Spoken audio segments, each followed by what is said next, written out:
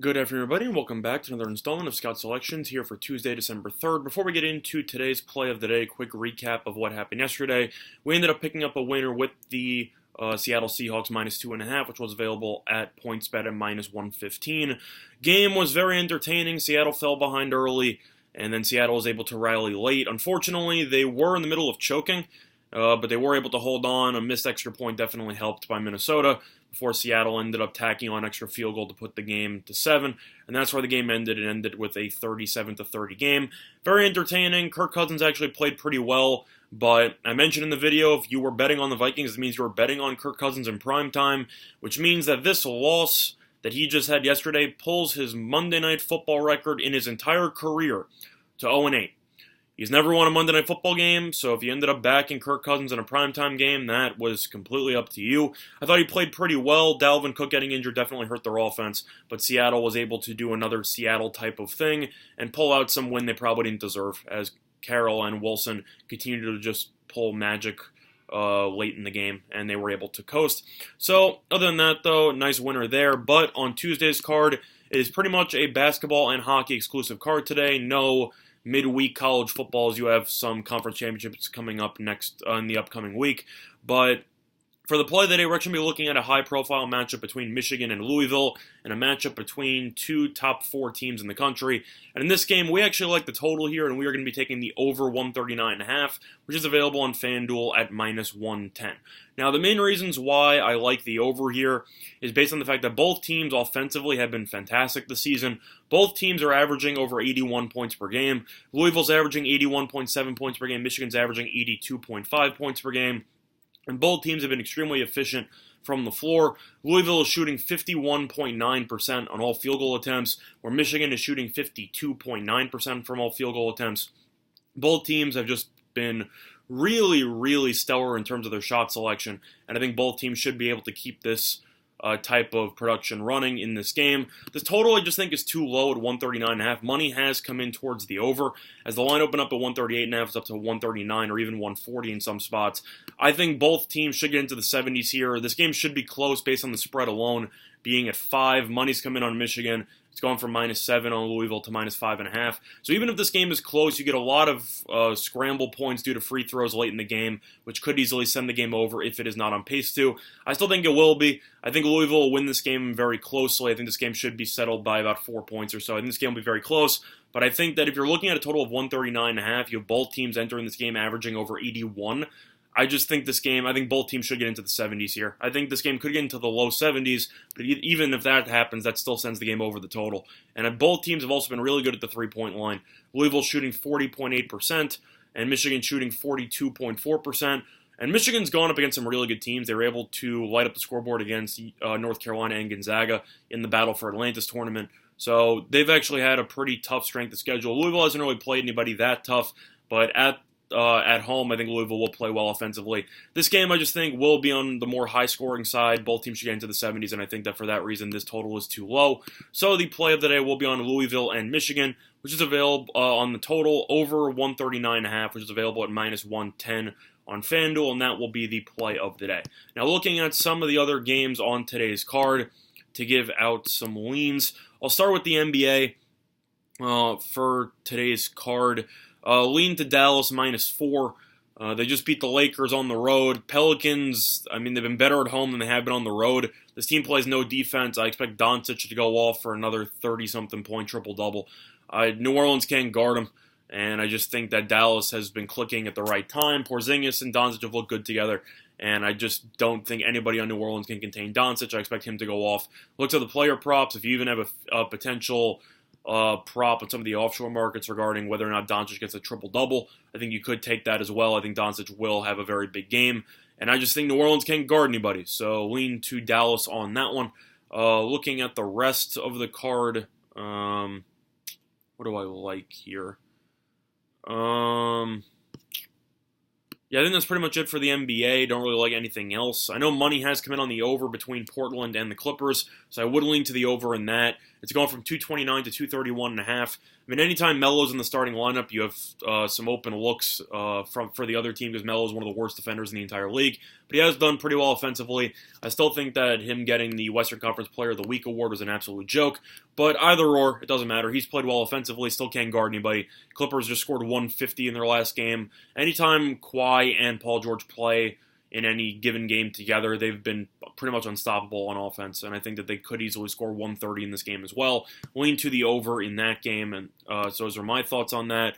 I like North Dakota State in college basketball plus the 6, but that's already down to plus 4. I actually wrote an article about that game last night, but it seems like all value on that is pretty much gone. I would lean to North Dakota State potentially on the money line because of Indiana State's just inability to rebound the ball, but I think that game will be close. I think there is some value in North Dakota State there, but I definitely prefer it at plus 6 than the plus 3.5 that it is at right now. Other than that, lean to Ole Miss minus 1.5. Anytime you have a ranked team that's an underdog on the road, I tend to lean to the unranked team at home. It's kind of like it's kind of similar to college football. If you see that a lot, and you just know that that line looks like a trap. Ole Miss, they did choke against. Wait, did they choke? No, never mind. They came from behind and they beat Penn State a couple of days ago.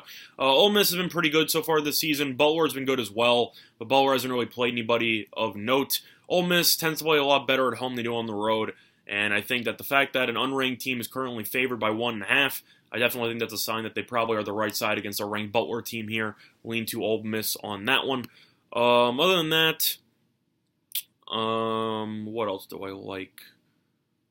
Let me look at the high-profile games just to give you my thoughts on those. First of all, same thing with Indiana versus Florida State. Indiana is currently an unranked team. They're going up against a number 17 ranked Florida State, and Indiana is currently laying 1.5. That line looks like a trap if I've ever seen one. Lean to Indiana on that one. They've been really good at home. Archie Miller's got a very good program going on at Indiana. I wouldn't be surprised to see them make some noise, potentially in the Big Ten, as they could be a dark horse candidate to win the conference. I still think Michigan will win the conference, or Michigan State, but I think Indiana could sneak their way into the NCAA tournament, potentially win a couple games.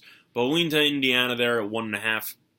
Florida State did pretty well on the neutral, as they were able to beat Purdue in overtime in their last game, but Indiana at home has been another animal, and I think Indiana should be able to get the job done. Lean to the Hoosiers on that one. And the primetime game between Duke and Michigan State, very interesting line here. Michigan State opened up at -5. They're currently up to -6.5.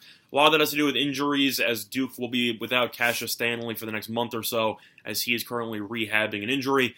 Do I think Michigan State's a good enough team to be laying 6.5? No, not really. I mean, I know Duke lost to SF Austin. I know they haven't looked that great, and they're going to be missing Stanley. But Michigan State, I know they beat Seton Hall on the road, and, I mean, they got embarrassed by Virginia Tech in the first round of the Maui. I think Michigan State's a pretty good team. I think they need Langford back in order to actually make a run in the tournament. I have to lean to Duke here plus the 6.5. I know Stanley's a good player and all, but I just think the spread is too high. Michigan State's good. They're especially good in East Lansing, but I got to lean to Duke here. I think this game comes down to the wire. I think Michigan State could win this game by, I don't know, like a one possession, like a last-second field goal attempt that's missed by Duke, but I got to lean to Duke plus the points here. I think that with a 10 versus an 11, I don't think Michigan State's good enough to be laying 6.5 here. So I'll lean to Duke on that one. And other than that, though, I think that pretty much does it for my thoughts on the college basketball card. In terms of hockey, I'll switch gears to that really quickly. Lean to the Islanders on the money line here at an underdog price. I know that they ended up playing yesterday as they beat the Red Wings. Montreal has been awful lately. I know that they're still currently fighting for a playoff spot, but they have been really bad over the last week or so. As the Canadiens have let me actually pull this up. 1, 2, 3, 4, 5, 6. Yeah, the Canadiens haven't won any of their last 8 games. They've been absolutely terrible. This team has imploded. And the Islanders have been one of the best teams in the Eastern Conference. I understand the idea on the spot of taking the Canadiens here because the Islanders played yesterday. I can't back a team as a favorite that's lost 8 straight. I think that's absolutely ridiculous. Lean to the Islanders on that one.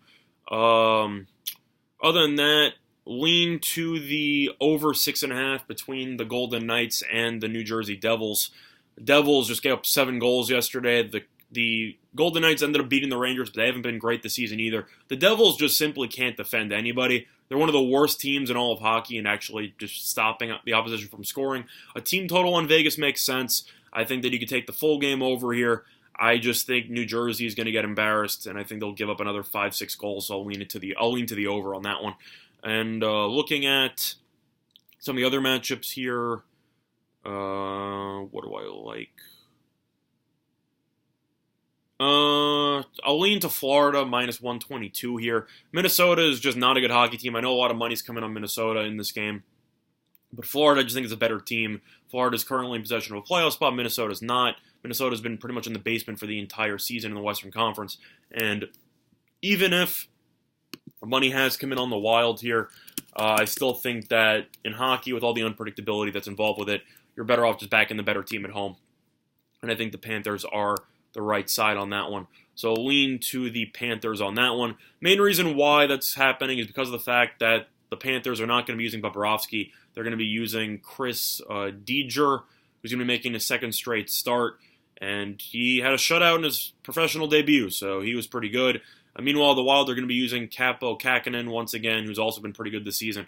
I think minus 120, I think that's kind of ridiculous. I think Florida at home should be favored by around minus 140. Lean to the Panthers on that one. But the play of the day, once again, will be on the Michigan Wolverines and the Louisville Cardinals over 139.5, which is available on FanDuel at minus 110. Other than that, that's going to be this installment of Scott Selections here for Tuesday, December 3rd. And good luck to all of you and your respective bets today.